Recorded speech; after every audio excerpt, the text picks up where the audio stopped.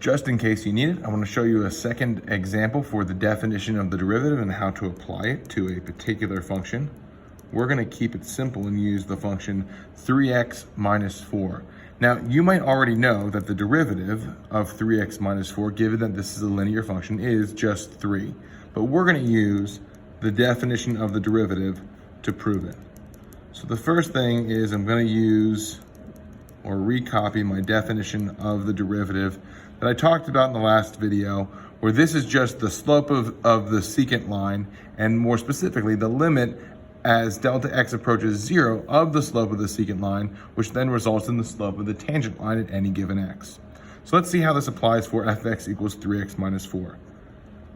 The limit as delta x approaches 0 of f of x plus delta x is going to end up being 3 times x plus delta x minus 4. So that is literally just this piece plugged in here, minus f of x, parentheses, 3x minus 4, all over delta x. Simplifying my limit, I end up distributing 3x plus 3 delta x minus 4.